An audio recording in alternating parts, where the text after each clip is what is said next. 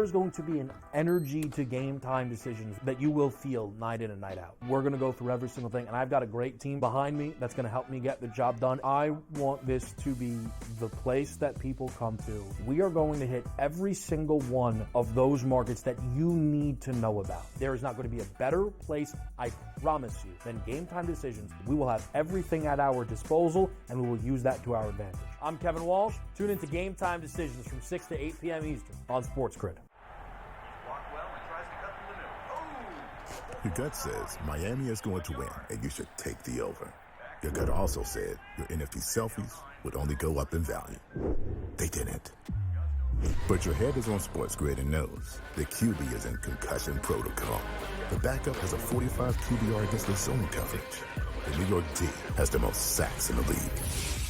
So yeah, trust your head. It's smarter to be on SportsGrid. But if it ends up being 1 versus 2, which seems likely because the Cavs had a 5.5 game lead over Boston, the Celtics 3 games clear of the New York Knicks. They're not unstoppable, not running away with everything, but for them to blow a 5.5 game lead on the backstretch in the NBA, already being a quality team outside of disastrous injuries, I don't buy that at this time. The Early Line, only on SportsGrid. In a short format tournament like this, like the Olympics, now this is even smaller, only 4 teams, who's got the best goaltending? You're talking 3 round robin games and then a knockout with 4 teams. So you're playing 5 games. I'm not sold yet, Mike, on the USA stuff, on the merch, but I think I'm sold on the USA at least being in the final. Only on SportsGrid.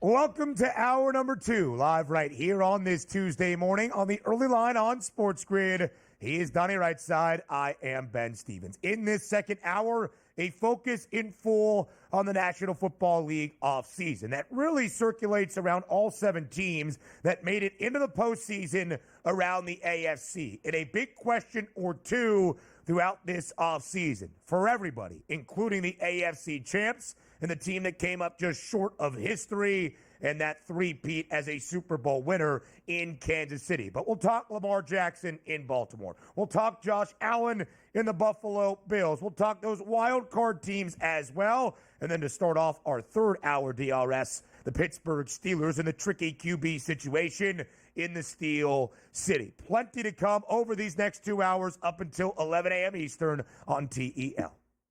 It's nice to always look ahead, too, because we just finished up on the NFL season. It was great. It was glorious. The best team we've ever seen won the NFL championship, and away we go. And you can start to sort of plug some of those numbers in. And also, the befores, Ben, and the afters, right? We're sitting after the NFL season, but before a lot of things are going to take shape, like who's going to get those franchise tags, who's going to be moving in free agency, who is people going to be drafting, the combine actually coming up. So a long way to go before we get to OTA. So it's fun to say, okay, what's this team need? What's the outlook for the next season? Love to do that stuff. Absolutely so. In DRS, when you make it to the postseason, when you get to a conference championship game, heck, even when your hunt for history in 3 consecutive Lombardi trophies comes up short, there was a lot to like and a lot to build on. But when you reach that stage and your expectation is significant football games in playoff matchups, and you do come up short, it also leaves with a lot of questions to be asked and answers that need to be had. We start with the Kansas City Chiefs, of course, the number 1 overall seed in the AFC this year, and still the reigning AFC champs for a 5th time in the 7 seasons that Patrick Mahomes has been the starting quarterback in KC. Donnie, our questions for Kansas City entering this 2025 offseason, not Andy Reid, not Mahomes, but maybe another familiar figure as we look at the offseason outlook for KC. Tied for the second best price to win Super Bowl 60 at plus 650, alongside the Baltimore Ravens. We'll talk the flock in just a little bit. Second to last pick of that opening round come late April. Only 5 draft picks in the 2025 draft, and not exactly the greatest amount of cap space as they are slightly over and in the red. But let's start with big question number one, and that, of course, will be a familiar face in Travis Kelce, who said he is going to take all of his time this offseason to really sit back now that the season has come to a close and focus on his football future. Donnie, big question number one to you. Will Travis Kelce be back in Kansas City in 2025? I'll take the underdog role and say no at this point, but sometimes you do get the definitive answer right after the Super Bowl. They do like to decompress. I get that. But understand from a competitive athlete as well, you had that bad taste in your mouth. Most athletes don't like to go out that way and say, boy, that was horrible. Now you look at his brother, actually went out that way with a team that was 10-1, careened off the rails and got hammered on a Monday night playoff game in Tampa Bay. And Kelce like, you know what? That's enough for me. I don't know if I can come back and do this again. Then he retires and they actually win a Super Bowl. So now you probably have a little bit of buyer's remorse. Okay, that's right. I stuck it out one more year to get back to the Super Bowl, win it, and then I could retire on my own terms. So his brother did something that many of us thought that maybe not, where it's like, you know what? The loss was so bad and stings, but sometimes your body just tells you, like, I barely made it through this season. How can I go through another year all the way through just to try to get to the Super Bowl and play that hard and risk health and harm on top of that? So for me, I look at Kelce saying, the heart of a champion wants to come back, but sometimes when you just get into that weight room, Ben, that first time and go, you know what? I just don't feel like being here in March, getting ready for another season. That's when that passion leaves the body. Yeah, and DRS, it's a really good point that you brought up as we were discussing this in the Super Bowl buildup. On that media night in New Orleans, Travis Kelce was gung-ho. Still got a lot of football left in these legs, man. Still ready to play. And there was a thought, not just from Kelce, obviously, believing in his team and organization, but from the odds makers, as the Chiefs were the favorites for Super Bowl 59, that the Chiefs would make history as the first ever three-peat champion in the Super Bowl era and would be hunting down a fourth consecutive Lombardi entering the 2025 campaign. When that falters, when that comes up short, I think it allows you a time to reset even more so than if you had reached the pinnacle once again. And for Travis Kelce, it's not just his football life. At the age of 35, he spent 12 years in the NFL, all in KC. Still at a Pro Bowl level, but not quite the all-pro that he was, DRS, for 6 consecutive seasons, I believe from 2017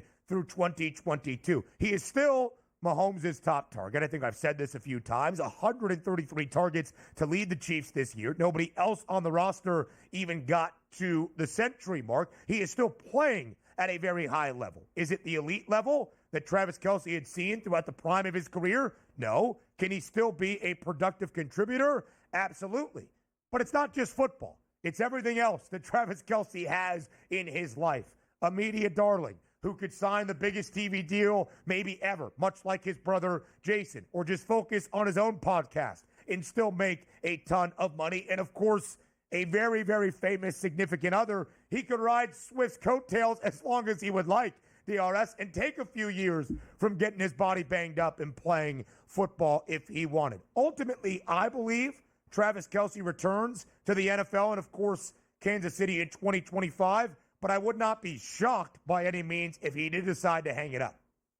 No, and also take a look at like what the future could entail. Like, you tell me you're going to call up Netflix and have a 10-part episode on, you know what, follow me around in the offseason where I retired with me and Taylor Swift, which we're probably going to get engaged. What that's worth on the open market at this point. Like, he has so many avenues that, again, I always talk about the players in the 70s and 80s. Yeah, I'm going to play my 15th year because I'm only making $300,000. That's the rest of my life. And I can barely walk. When Kelce walks away from the game and makes exorbitantly more money than he does today. Those challenges fight with you. Like, why go take part? Hey, well, I would love to hang around for a Super Bowl. He's got multiple Super Bowls. He's the best tight end in the history of the sport and is going to walk away to more money. It sounds like a lot harder decision than in the past. It's like, I have to play because I have to keep winning because I need to keep playing for a paycheck. He doesn't need that.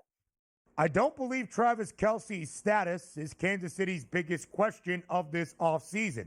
Number 2, I think, is really where we can start. It's the offensive line and how KC should try to address that this offseason. That starts in the NFL draft come late April. Number 2, where should they look with their first-round pick? luxury position, right? 31st pick here. Don't complicate it. Just take the best player. If it's a tailback, you take him. A tight end, you take him. A wide receiver, you take him. A cornerback. That's what you have, because it's never a bad pick there, because you're going to get leftovers for a guy that was supposed to get drafted in the teens, but so many people ahead of them saying, you know what? I got to have a guard. I got to have a center. I got to have a left tackle. We got to improve positions because we're bad. Just take the luxury pick, whatever it might be, and I wouldn't mind it. Another speedy wide receiver to come back with Rasheed Rice next year, and also Xavier Worthy in the mix. I don't mind it. Just take that luxury, and maybe it's on offense. For me, DRS, I think this offensive tackle class at the left side is good enough for Kansas City to find somebody with some value late in that opening round. There's probably going to be 5, 6, 7, 8, 9, 10 offensive linemen drafted in the opening round, as there often are. To me, that should be a priority for KC. We saw them rebuild that O-line after their last Super Bowl loss to Tom Brady and the Buccaneers, after they got absolutely housed by Vic Fangio and a 4-man pressure in Super Bowl 59. To me, that is their main priority once again. I don't think they have the left side tackle, their blind side blocker for Mahomes on the roster right now. I think they go and try to get him in the opening round of this NFL draft. That, to me, is the main priority for KC overall, draft, free agency, trade, or otherwise this offseason. By the way, quickly, their home schedule next year, remove the division rivals, Ben. Ravens, Lions, Texans, Eagles, Commanders, and Colts. They're going to need some help next year. That schedule, goodness, man. Woo. Never easy when you are Kansas City. Not the reigning Super Bowl champs, but still the reigning AFC winners. How about the team they lost to? The Buffalo Bills. Next.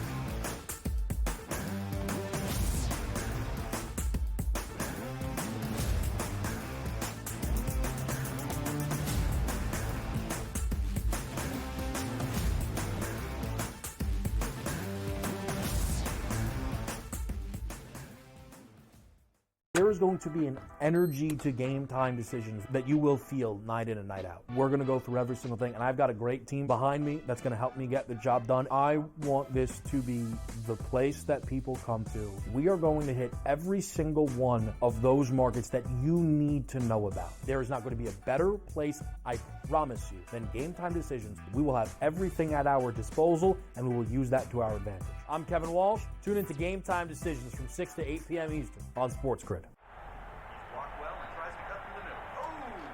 Your gut says Miami is going to win, and you should take the over.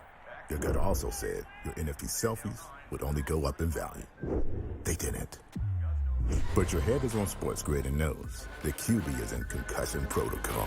The backup has a 45 QBR against the zone coverage. The New York D has the most sacks in the league. So yeah, trust your head. It's smarter to be on SportsGrid.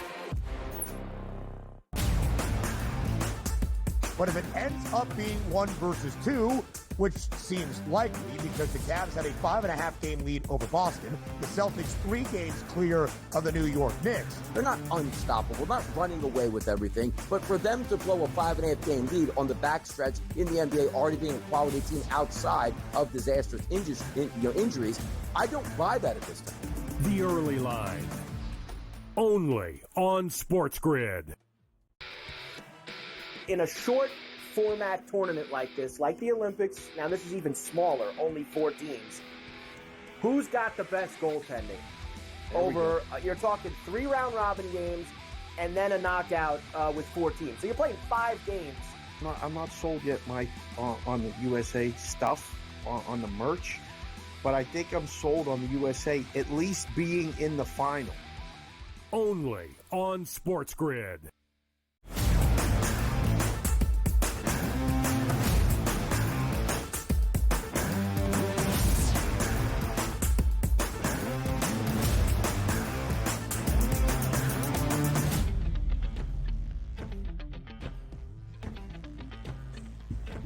The 2 teams that played in the AFC Championship game, the Kansas City Chiefs and the Buffalo Bills. And despite Buffalo outgaining KC in Arrowhead and winning the turnover battle, the Bills still came up short against their playoff nemesis. For a 4th time in the last 5 years, the Buffalo Bills ousted from postseason consideration by Kansas City. Will 2025 be different? Will Buffalo finally stand atop the AFC and get back to a Super Bowl for the first time in more than 3 decades? That, of course, will be the question this offseason in Western New York, and how the Bills plan to address it. A 13-4 team that won the AFC East for a 5th consecutive year. Plus 750, the price on the Bills to win Super Bowl 60. 4th shortest number, but a full dollar behind both KC and Baltimore for what would be the best odds for any AFC teams. 30th overall pick to end out the opening round. 8 overall draft picks, and again, slightly in the red and over the cap, about $14 million. Big questions for Buffalo, DRS. Number one, should they try to swing big in the trade market and acquire a superstar?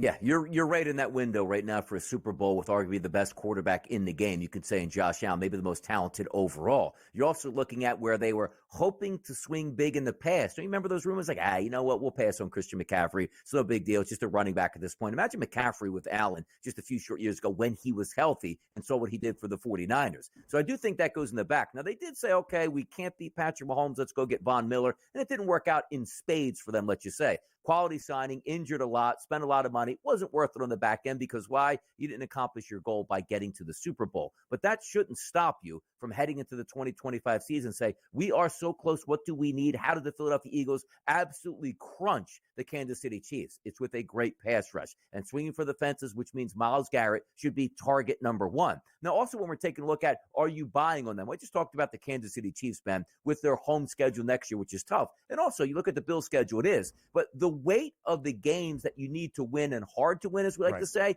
are on the road. They have such a manageable road schedule next year, Ben. Falcons, Panthers, Browns, Texans, Dolphins, Patriots, Jets, and Steelers are their road games there. If you can handle your business on the road and then still have a great winning percentage at home, that sets you up for that number one overall seed, which, again, no guarantees that you make it to the Super Bowl, but your path to victory going through Buffalo is much easier at home than it is away. And if you're adding players like Myles Garrett, just to say, you know what, we might not have the best secondary or the best linebackers, but our front four could be one of the best in football. Boy, that is a recipe for success. So, yes, swing for the fence in free agency, and that home run hitter, it's Myles Garrett.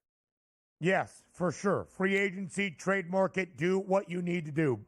Cleveland wants 2 first-round picks for Myles Garrett. Sure. They want 3. Sure. Do what needs to be done, Brandon Beane. And I do think there is a chance that Buffalo sees a drastic improvement. Myles Garrett would be a guy to move the market, to make Buffalo a little bit closer to Kansas City and Baltimore. If not, at some point this offseason, become the AFC title favorites entering next year. Because, Donnie, the question for Buffalo is not, how do we keep winning the AFC East? How do we keep winning a few playoff games each and every year? It is directly looking at one franchise and one guy.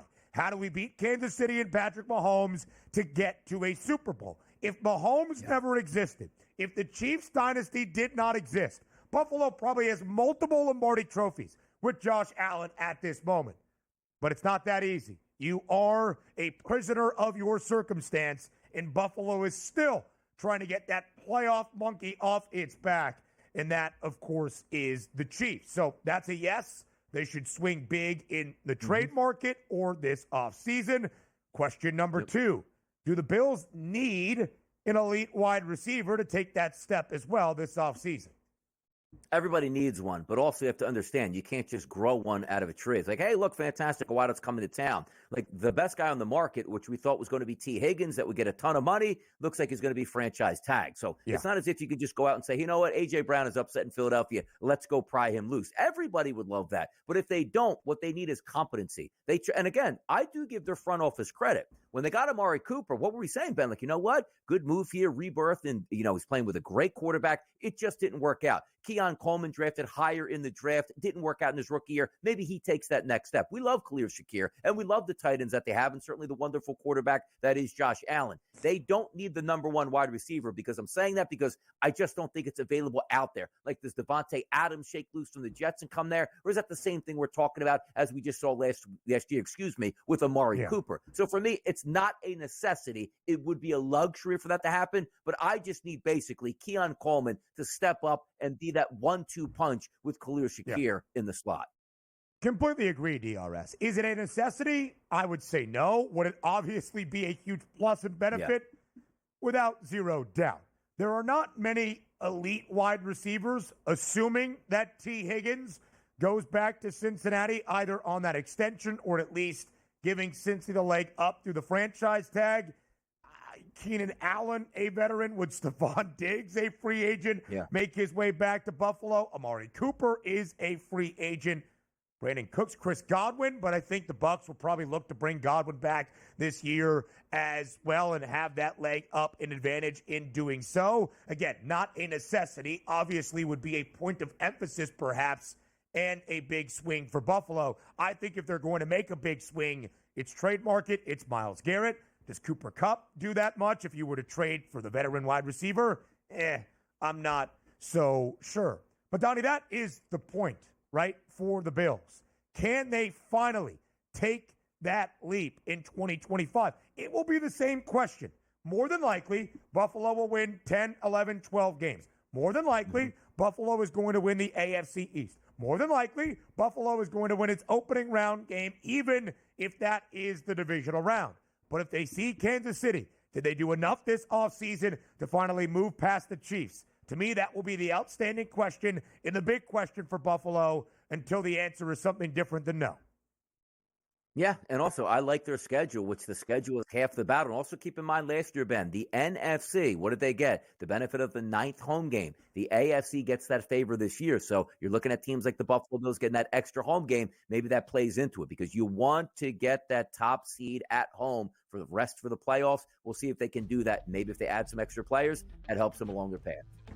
The odds market expects more out of Baltimore than it does Buffalo. The Flock next.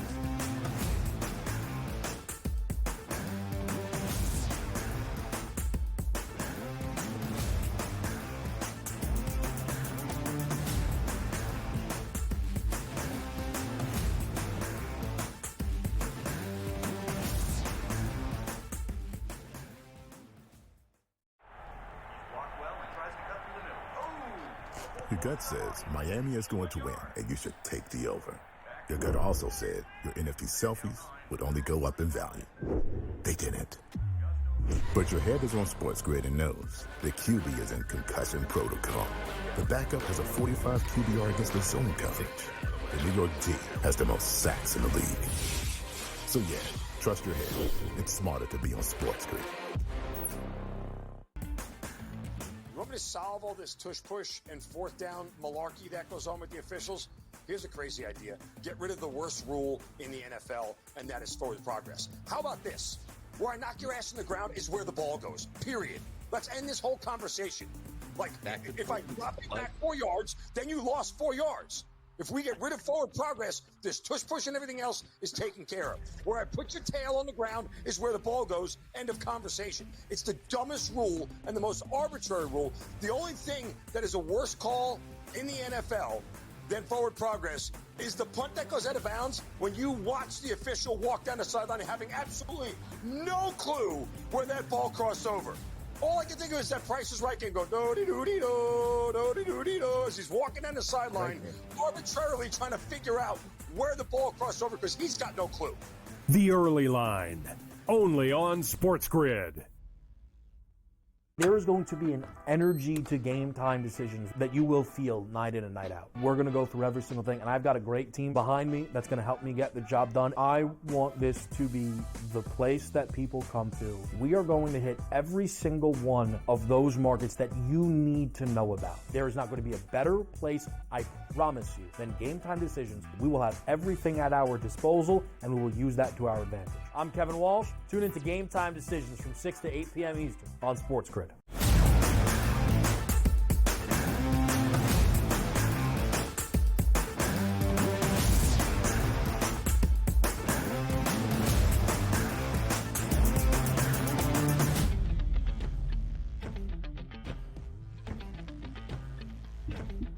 In 7 years with Patrick Mahomes as the starting quarterback, the Chiefs have won the AFC Championship 5 times. They will be the reigning AFC champs entering next season on this side of the National Football League. Who did the Chiefs beat in said AFC title game? The Buffalo Bills. So you would think the Bills probably have the next best price outside of Kansas City. You would be incorrect at this stage of the 2025 NFL offseason from those teams around the AFC to win Super Bowl 60. In fact, the Chiefs don't even have the best price by themselves. They have the second best number behind Philadelphia alongside the Baltimore Ravens, both the Chiefs and the Flock at plus 650 to win Super Bowl 60. 12-5, the record for the Ravens, second consecutive AFC North divisional crown. 27th overall pick for the Ravens, 7 total draft picks in the 2025 NFL Draft, $6 million of cap space. DRS, here the Ravens are. Once again, losing in the divisional round on the road in Buffalo. A great game that came down to a drop 2-point conversion as the Flock tried to battle its way back. And yet the odds makers still have a higher expectation for the Ravens than even that of Buffalo. Big question number one.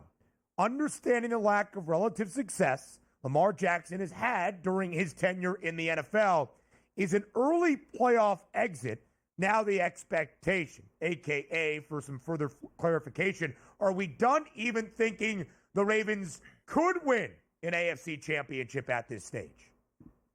I'm not. They're hard to quit because, like, when you lace them up to start the season, they're always in your conversation. Like, do you ever look at the Ravens while Lamar Jackson's healthy entering into the season and paid going, like, you know what? I just think this is the year they go under 500. Like, we champion, like the Pittsburgh Steelers. Hey, just get a game. Like, no, we have championship aspirations for a team that hasn't won a championship in quite some time. What was the last season? 2012. So we're going on approaching like that 15th year anniversary coming up sooner than later. But I just look at the regular season and say, okay, outside of catastrophic injury and Lamar Jackson is okay at quarterback, they're going to win double digits, which is what they do. 10-6, 14-2, 11-5. The one down year in 2021, 8 of 9. Then right back to 10-7, 13-4, and 12-5. It's what they do. They're going to win double digits. They're going to challenge for that division championship. They're going to make the playoffs. And it's one of those teams that even though they haven't had success in playoffs, meaning getting to a Super Bowl with Lamar and winning it, you're still looking at them as a team that can go anywhere and win. Like, look at the price points. Like, if they played the Buffalo Bills there, close in spread, where I think, did they close as a favorite against the Buffalo Bills or darn near close to it, like a 1 or 2 point spread either direction? They probably would have had that same spread in Kansas City, which shows the amount of respect that they get. And it's not just a number that you pull out of a hat. They're that good on a game-to-game basis. They just not been able to get over the top. But as I said to start the conversation, I can't quit them. Like, I expect them to be in the playoffs and doing damage, even though they haven't done that over the past couple of years. A 3-5 playoff record for Lamar Jackson, with only one AFC championship game appearance to show for it. 2 years ago now, at home against Kansas City as a favorite, the Chiefs won outright in the Charm City. Donnie could win it all, could win the AFC and represent that conference in a Super Bowl. Sure. Will? Me expecting them to? No. Not until I see something change. And again, Lamar Jackson has been one of the issues. Not Mark Andrews in a couple of critical drops, but Lamar Jackson in the biggest stages, playing games that he does not play in the regular season. Turnover prone when he often takes care of the football at the highest degree throughout a regular season. The talent is there. The coaching is there. The consistency is there. The congruency is there. And for whatever reason, in the most significant of moments, the worst performances come out. I don't know why. I couldn't tell you why. I don't know the psyche. I don't know the mentality. I don't know the schemes. I don't know the performances, except on what we have seen and what the numbers tell us. I think there is reason to be cautious, DRS, of the Baltimore Ravens. If you wanted to say that Kansas City was the favorite to win the AFC, about $1 in front of Buffalo, and the Ravens were backed by $3 with the third best number, sure, a sprinkle on Baltimore. But as the co-favorites, at least right now, to win the AFC based on Super Bowl prices, not for me. But it just feels like their regular season is foolproof. Like, you can't win a Super Bowl unless you actually get to the playoffs. And it seems like one of the most clean runs you can have every year. Again, barring catastrophic injury, is the Ravens will be beating teams down and quality opponents all season long on their way to double-digit victories. And you say to yourself, okay, we're going to roll the dice once again to the playoffs. Sooner than later, Lamar is going to come up big, even though he hasn't come up big. So buyer beware, as we like to say. And I'm going to beware, and I'm going to buy, and I'm probably going to lose my money again on the Ravens. You need to be in the position to be in position. I understand it. More on the Ravens and elsewhere in the AFC next.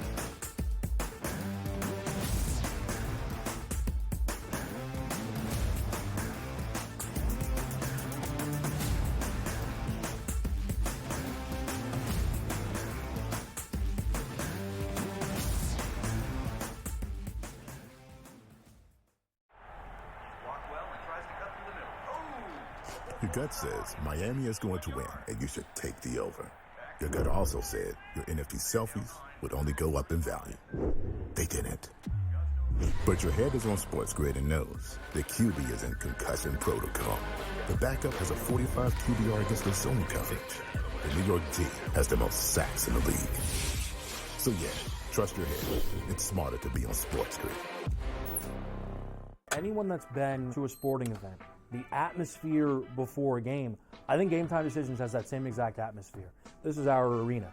This is what we do. There is going to be an energy to Game Time Decisions that you will feel night in and night out. The excitement you get when you lock your bets in, when you're figuring out what you want to do, we can zone in on the biggest games each night. I want this to be the place that people come to before the game starts so they feel as ready as possible to lock in their cards. We are going to hit every single one of those markets that you need to know about. We're going to go through every single thing, and I've got a great team behind me that's going to help me get the job done. There is not going to be a better place, I promise you, than Game Time Decisions to get that new information, react to it, and be able to then bet accordingly. We will have everything at our disposal, and we will use that to our advantage. I'm Kevin Walsh. Tune into Game Time Decisions from 6 to 8 p.m. Eastern on SportsGrid. The two guys that can do it all. Too much electricity this morning. This is a good time. We're having a lot of fun. I had to do a triple take. Ka-ching! Why? Because of parity. I didn't mean to offend. Yeah, it's not going to happen. Load management is a dirty word. Let him rip. You know what? Circumstances provide the results. What? How do you do this once? Oh, Donnie, you got such a good show there. A network that is booming. The Early Line, only on SportsGrid.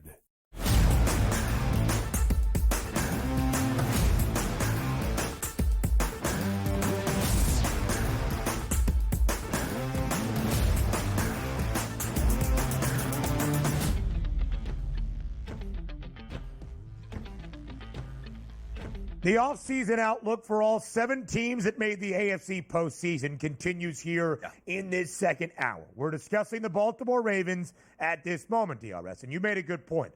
The Ravens under John Harbaugh, with Lamar Jackson as their starting quarterback, continue to be in the best positions. A playoff team with the opportunity to change the narrative of lack of success, not a narrative, the proven resume that has been unsuccessful in the biggest playoff spots in the last 5-6 years in the Charm City. I would just say this. I think the Chiefs' path through the AFC West, the Bills' path through the AFC East is much more favorable than that path for the Baltimore Ravens in the AFC North if the Bengals do bring everybody back and if Joe Burrow continues to remain healthy. I'm not saying the Ravens are going to miss the playoffs. Baltimore is going to be there. But this is a postseason conversation where Baltimore has continued to falter with this very same cast and crew year over year, not because of some flukes or because of one opponent, because Lamar Jackson has not played his best in those spots. Yes, and that's always going to. Doesn't it come down to the quarterback? Like the schedules that are upheld this year, which we talked about, who's going to have tough home and away. But it always ends up with one thing: you have to beat Patrick Mahomes in the biggest moments to get there, and nobody seems to be able to do that. And you pointed out rightfully so. Remove Mahomes from the situation. Hey, Lamar's a 2-time Super Bowl champion. Josh Allen finally gets over the hump and wins his first Super Bowl. It's hard to do that unless you get them out of the way. But when we keep bringing up like Lamar Jackson, I always like to give the benefit of the doubt because you see greatness in Lamar Jackson's game. Multi-time MVP, could have won it again this year, but it just hasn't worked out once they got to the playoffs. But I'm willing to say, like, as long as he's healthy and they're in a football game, I'm past the, hey, he's a rookie, doesn't know how to pass the football. Look at his passing statistics over the past guy. He is a wonderful passer. It just hasn't worked out. And yes, you are right, Ben. goes on the road to Buffalo, fumbles the football, throws an interception, but also at the end of the game, I'm throwing dimes all over the place to Mark Andrews, and he's either catching and fumbling or just not catching them at all. Sometimes you need your team to pick you up, and it seems like the Baltimore Ravens never can pick up Lamar Jackson when he's somewhat off and just play a more complete game around him. Maybe that changes, maybe it doesn't. Lamar Jackson has won 2 NFL MVP awards in his 6 years beginning the season as a starting quarterback for the Ravens, and had even his best year statistically this season and came up short because of that narrative perhaps in finishing runner-up to Josh Allen. Lamar Jackson's performances throughout the regular season, not my issue. Lamar Jackson's performances in the playoffs needs to get better consistently throughout the entirety of a game for Baltimore to make a difference. One final big question for the Ravens, DRS. We can make this rather quick. Ronnie Stanley, one of the key free agents for the Ravens this offseason, Lamar's blindside blocker, the left tackle, who was a Pro Bowler this year after a few seasons where he wasn't fully healthy, played all 17 games this regular season for the Flock. Now, Friezo asked the question, our producer, like this: do they give Ronnie Stanley a blank check? I'm not so sure that's the way to phrase it, but should they make a point of emphasis to bring Stanley back this offseason because he is a free agent?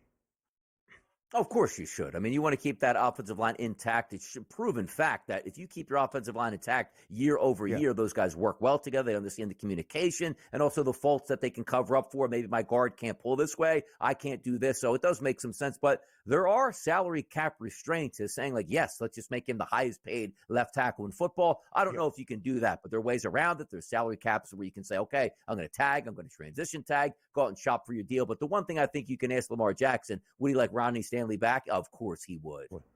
Of course, it's also huge to have Derrick Henry back, not just to protect Lamar Jackson, but to instill what was a gruesome ground game this year, one of the best in the National Football League. If Stanley were to walk, Kansas City's like, hey, we'll pay whatever. We'll find some deal in this whatsoever to get Ronnie Stanley in there, who did restructure his deal entering the 2024 season, as smart teams do, to make it a little bit more cap hit responsible, cap hit favorable, and pay some more bonuses up front to Ronnie Stanley. Let's go from the AFC North to the champions of the AFC South for a second consecutive year, the Houston Texans.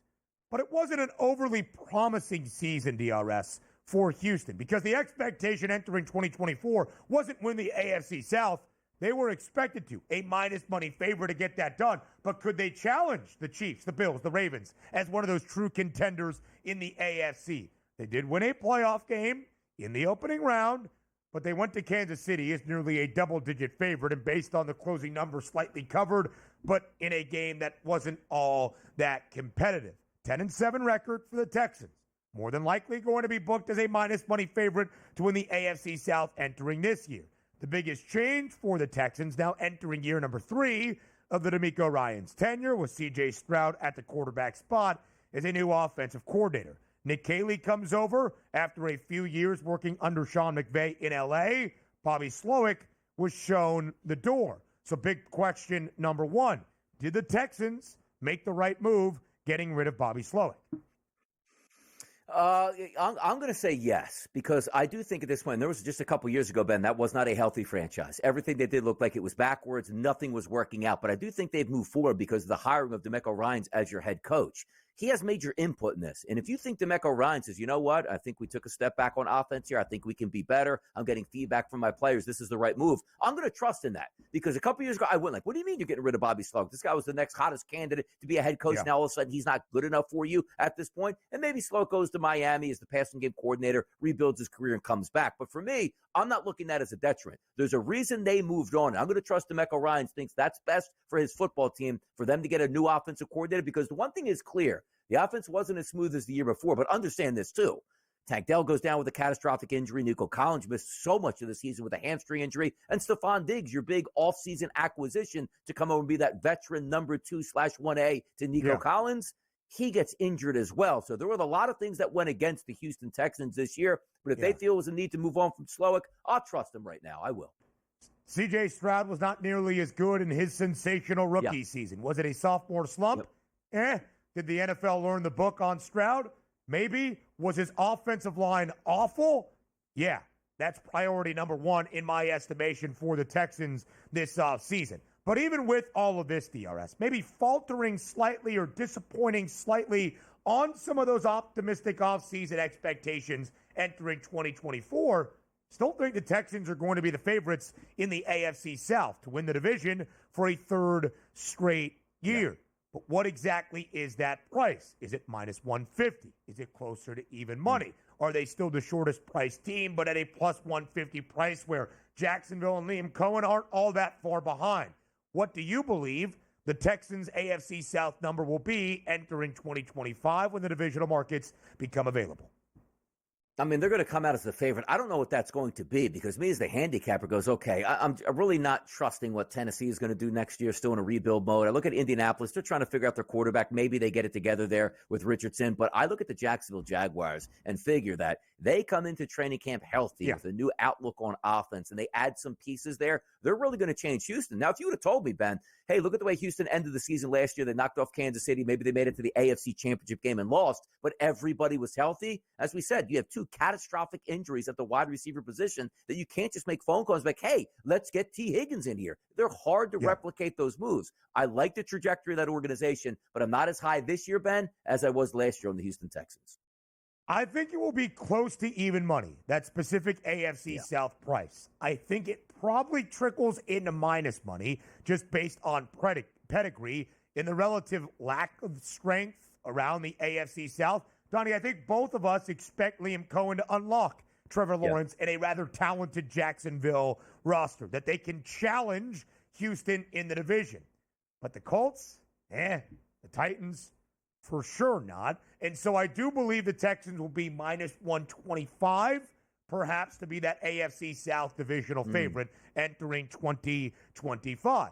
The Texans did not maybe match the highest of expectations, but they still won a division and won a playoff game for a second consecutive year as a home dog. Do we have some playoff questions about Justin Herbert? Chargers next.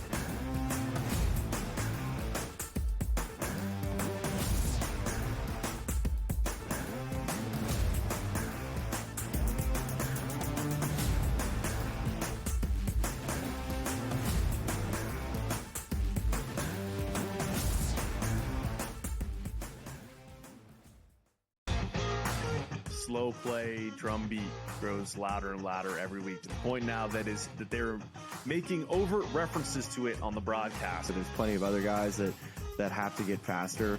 Tom definitely is more deliberate in his conversations, always has been since he's been on tour. I just think about Joe Scover when those two started working together, how their conversations always seem to just keep on going and going. The Smiley Show, only on SportsGrid. At some point, these ADs are to learn we don't need to hire ex-NBA guys. I need guys with college experience, who's gone out and recruited, who know how to develop talent. NBA guys with no college experience don't work in college basketball. I understand they run NBA-style offenses, but it doesn't mean they can run college programs. Betting above the rim, only on SportsGrid. In a short format tournament like this, like the Olympics, now this is even smaller, only 4 teams. Who's got the best goaltending?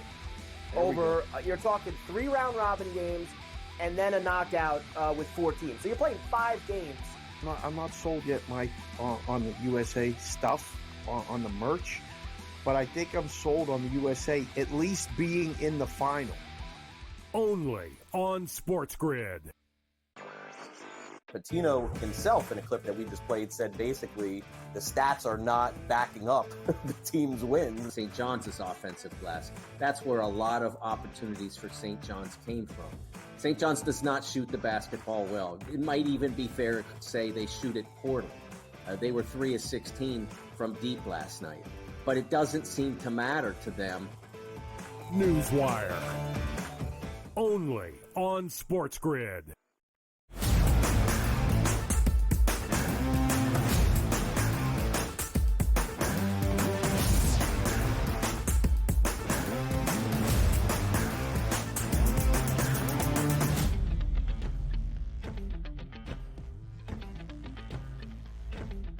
Now let's get to the wild card teams from 2024 around the AFC. And Donnie, although it was a disappointing effort out of the Chargers in their wild card round game in Houston, I think overall year number one for Jim Harbaugh to come to Los Angeles and bring the Bolts to the postseason and 11 regular season wins, wildly successful. However, faltering in that playoff spot in the performance that Justin Herbert had, throwing more interceptions in that single game than he did the entirety of the regular season, just 3, a couple of questions. 32-1, the price on the Bolts to win Super Bowl 60. They're not going to be the favorites in the AFC West.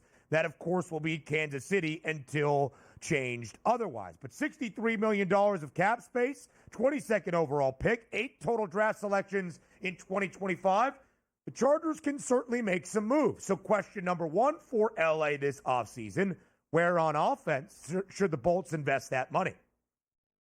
Wide out, and more wide outs here. I love the offensive line. Got 2 big tackles out here ready to take them into the next millennium over the next 5 years. You also take a look at the running back position. You could get some upgrades, but it's wide receiver. You hit a home run last year in Ladd McConkey, one of the better young slot wide receivers here. He looks like he's Cooper Kupp reincarnated back in his prime, which is fantastic. That is one of the toughest positions in football to cover, which means you should be eating on the outside. Not have a guy like Quentin Johnston who can't catch a football. It's 50-50 at best that the ball hits him in the hands or in the face while he's wide open. You need to have competent wide receivers on the outside that can actually get open in order to push Justin Herbert, allow him to throw that football downfield. That's what I need. If you just told me, like in hockey, like, hey, you just got to load up on goalies until you get one. Draft 7 goalies every single year till you find one. Continue to draft wideouts because that's when this offense is really going to take off. That's all I need to see. Competent wide receivers to go along with McConkey, and we got something here. Because on the offense line, they're pretty good. It's how Greg Roman and largely Jim Harbaugh built this Bolts team.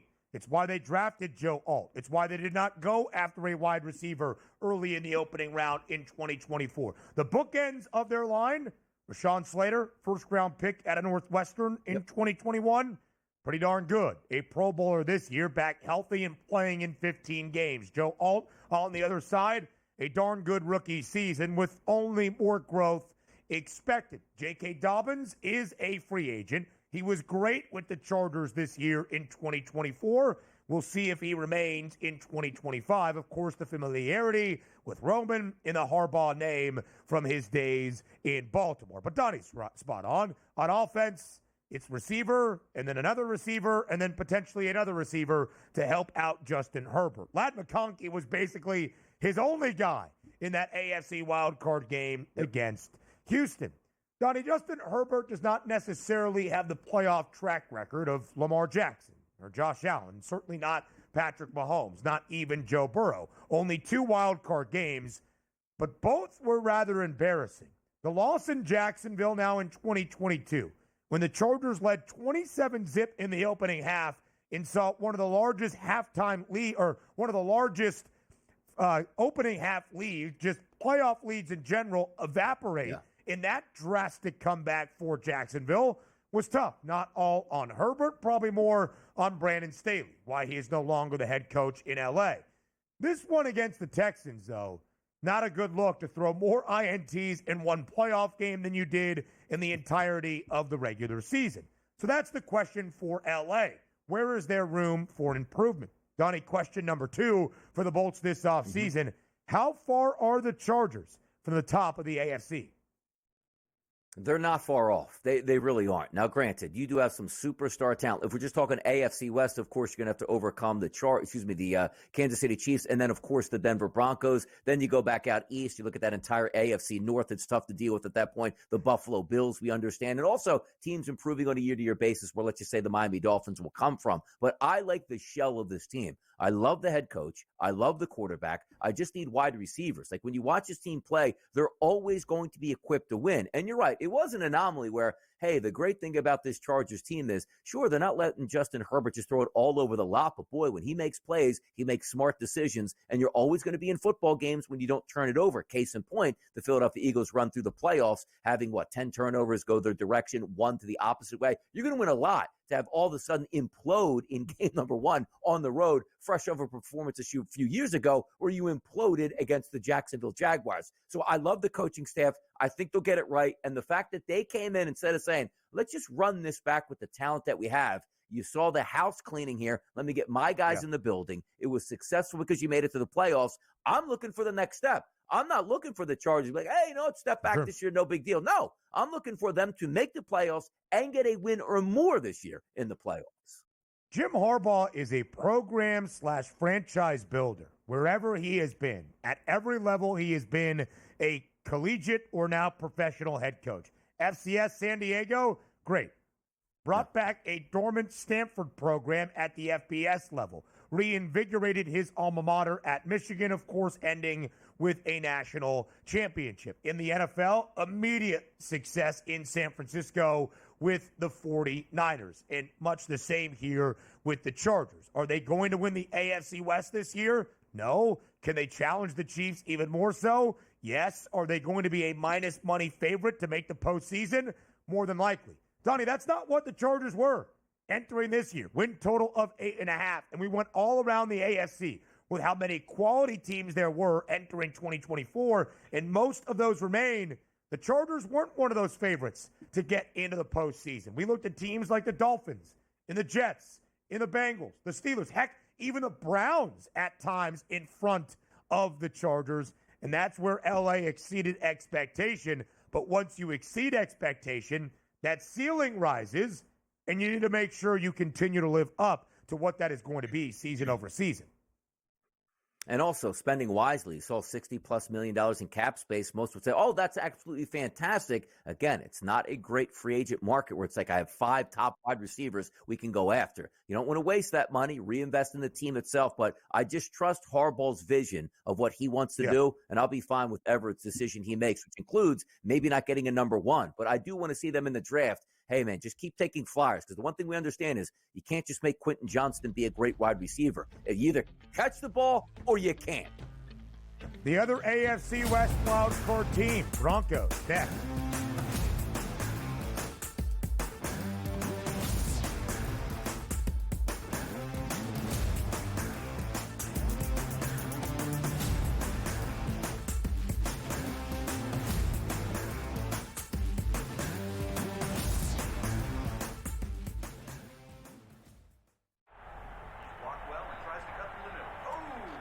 Your gut says Miami is going to win, and you should take the over. Your gut also said your NFT selfies would only go up in value. They didn't. But your head is on SportsGrid and knows the QB is in concussion protocol. The backup has a 45 QBR against the zone coverage. The New York D has the most sacks in the league. So yeah, trust your head. It's smarter to be on SportsGrid. Anyone that's been to a sporting event, the atmosphere before a game, I think Game Time Decisions has that same exact atmosphere. This is our arena. This is what we do. There is going to be an energy to Game Time Decisions that you will feel night in and night out. The excitement you get when you lock your bets in, when you're figuring out what you want to do, we can zone in on the biggest games each night. I want this to be the place that people come to before the games start so they feel as ready as possible to lock in their cards. We are going to hit every single one of those markets that you need to know about. We're going to go through every single thing, and I've got a great team behind me that's going to help me get the job done. There is not going to be a better place, I promise you, than Game Time Decisions to get that new information, react to it, and be able to then bet accordingly. We will have everything at our disposal, and we will use that to our advantage. I'm Kevin Walsh. Tune into Game Time Decisions from 6 to 8 p.m. Eastern on SportsGrid. The two guys that can do it all. Too much electricity this morning. This is a good time. We're having a lot of fun. I had to do a triple take. Ka-ching! Why? Because of parity. I didn't mean to offend. Yeah, it's not going to happen. Load management is a dirty word. Let him rip. You know what? circumstances provide the results. What? How do you do this one? Oh, Donnie, you got such a good show there. A network that is booming. The Early Line, only on SportsGrid.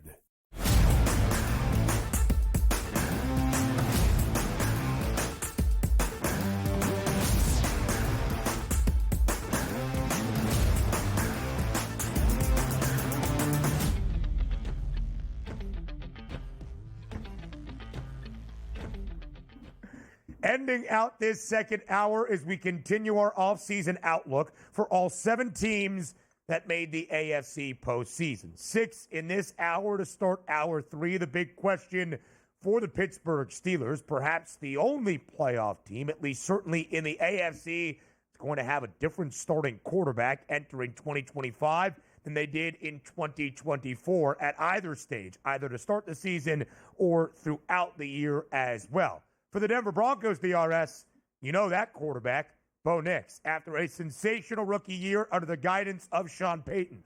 Learning in the fire and coming out on the other side, there should be a lot of reason for mile-high optimism entering 2025. A 10-7 record for Denver with a preseason win total of 5.5.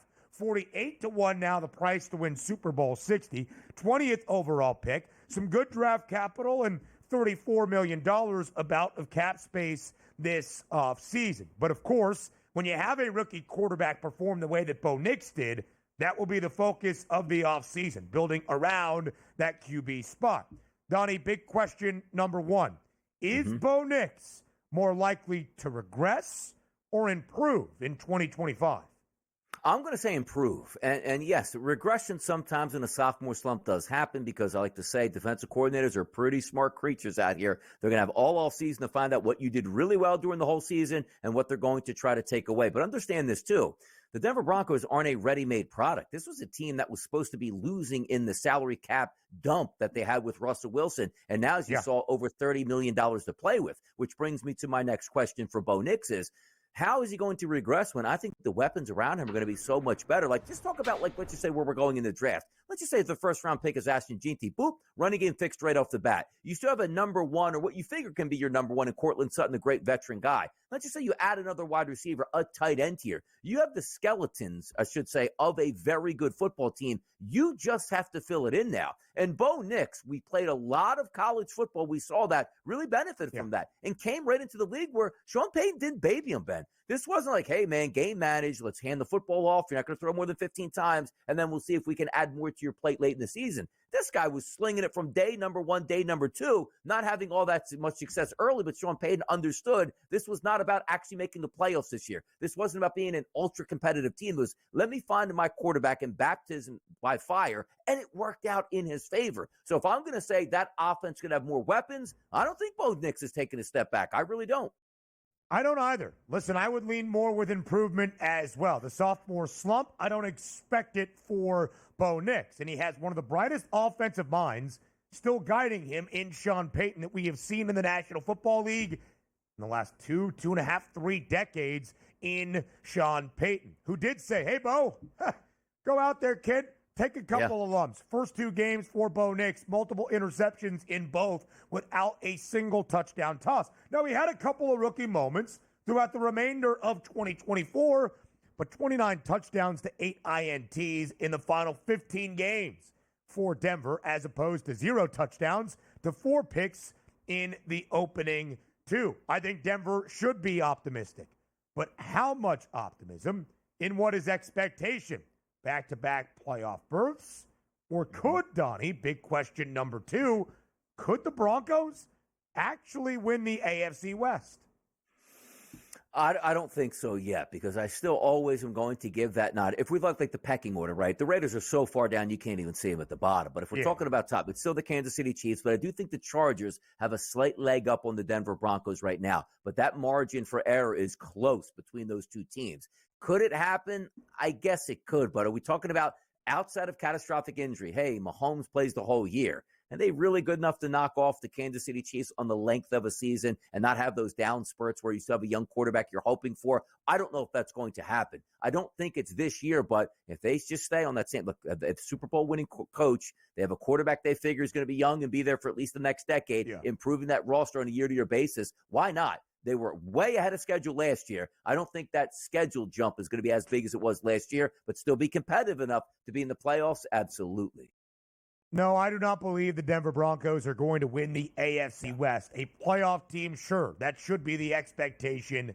Now, it's really the same way I feel about the Chargers. And it's easy to say, well, until I see it change, I don't expect that to be the case. The Chiefs have won the AFC West 9 consecutive years. They have been dominant in this division against the very teams, and for a lot of it, the same faces they are going to see in 2025. So the Chiefs still going to win the AFC West. Chargers and the Broncos, though, factor into that playoff conversation. Hour 3 up next.